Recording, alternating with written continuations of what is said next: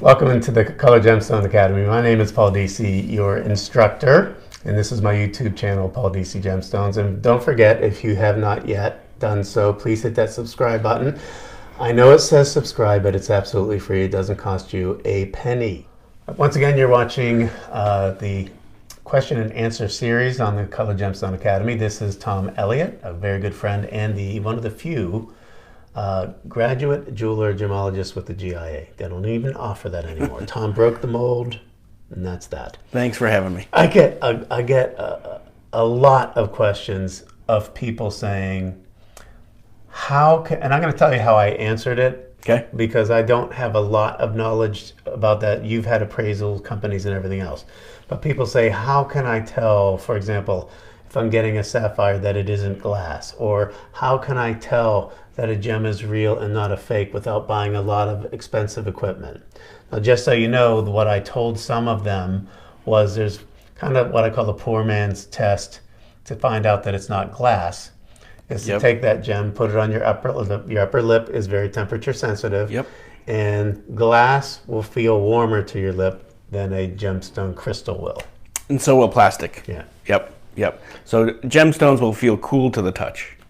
So I know that there's things that there are sometimes relatively affordable things that you can buy that's not necessarily overall spectrum testing kits, but something like heavy liquids, Sure. A refractometer. You may not go broke with No, fairly inexpensive tools, but you still have to know how to use them correctly. And that takes some talent and just years of doing it with a refractometer.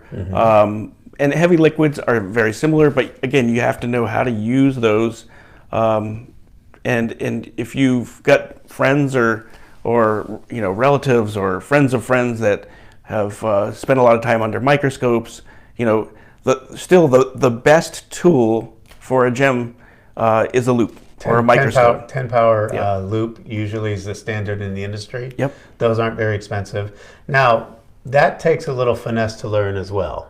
It does, but usually when I teach people how to use a loop, within 5 or 10 minutes, they've got it under control and they know what they're looking at. But you just got to put the loop, about an inch from your eye, and then bring the gemstone up to it, and then it'll come into focus. And that's still my go-to tool is going to be magnification. Now, when, for example, if you're trying to identify, especially with glass, maybe the bubbles that you see in there, is 10 power enough, or do you need something greater? Most of the time, you will be able to see some type of air bubbles in plastic or glass.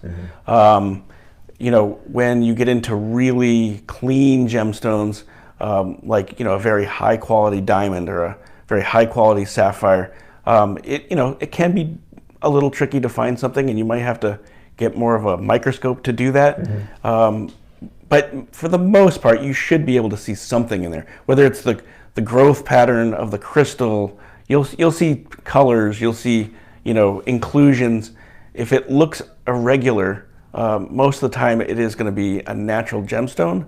And if you look at something and it's got a big round bubble in it, then you're going to know that this is not natural. Or if it's too perfect, perhaps it was laboratory created. Absolutely, yeah. There's nothing in there, and it's just amazing color. And look at the price to it as well. So if you have something that looks like it should be a $20,000 gem and they're selling it for $299, obviously there's something going on there. Or they're really dumb. Yeah.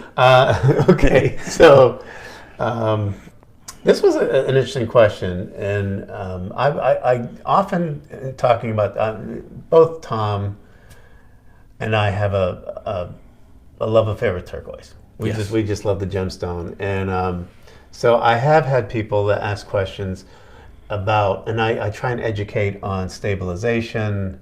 What is and what. And in fact, I even got something very funny from somebody from Nevada, and she had to take issue with me about that most turquoise is stabilized, and she didn't believe it, and and then she went on to describe how the old timers would use some oil, and I'm like, well, that's a form of stabilization. Yeah, it is. Yeah. But anyway. So the question she asked, this one, Linda, Is there a method to clean turquoise to return it to its original blue color?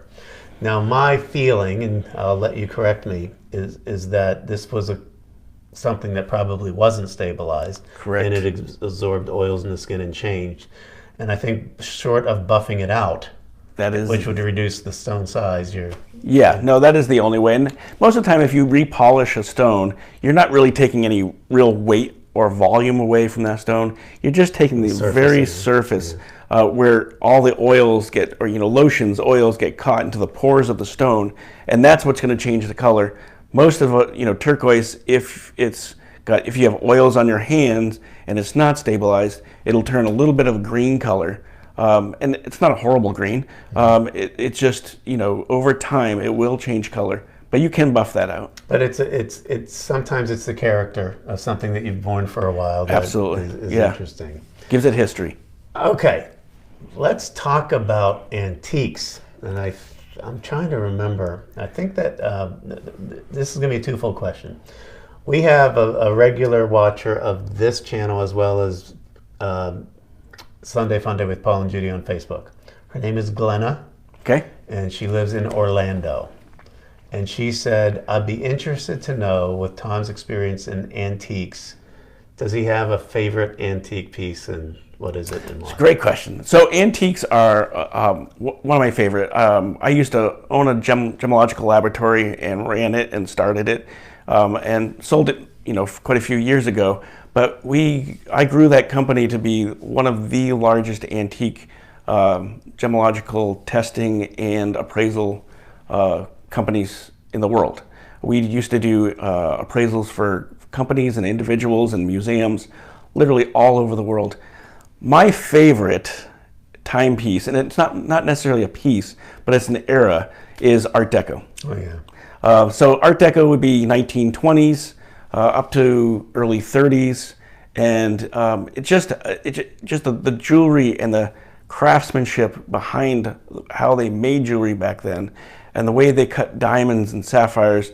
It's usually all by hand, not all done by laser or machines that it's done now, and they just had so much character.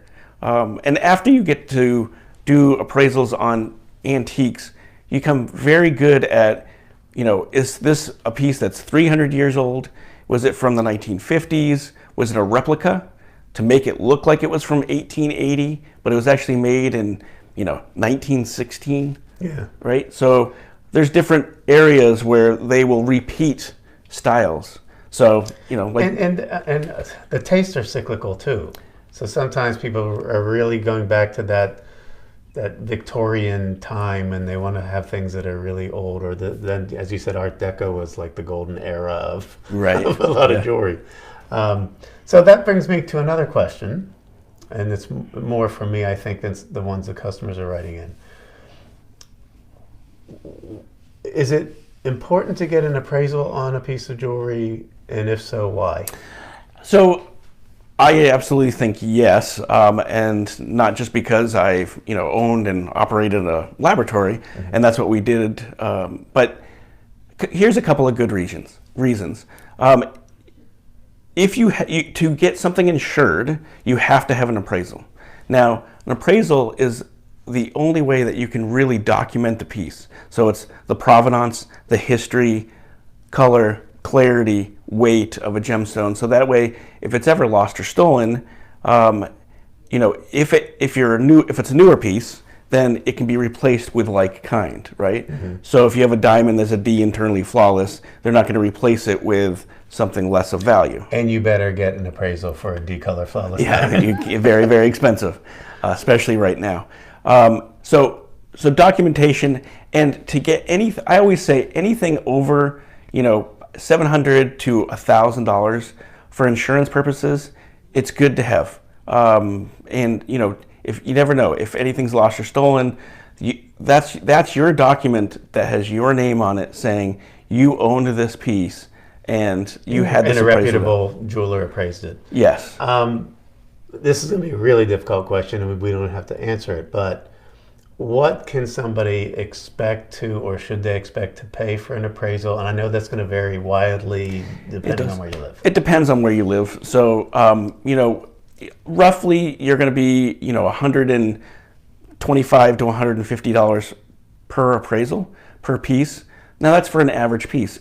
If you're doing, and I've done this where we've done an appraisal on matching 100 carat diamonds, they were amazing, and they went to actually a museum outside of the United States.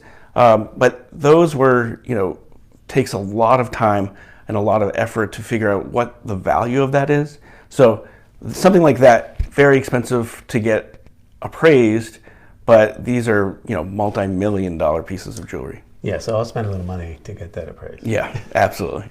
All right, thanks again for watching. And if you have not done so, please hit that subscribe button. We really do appreciate that. And keep those questions coming, because Tom is always very nice about every now and again getting together to do this. And he's the guy to do it. This has been fun. Thank you. See you next week, everybody.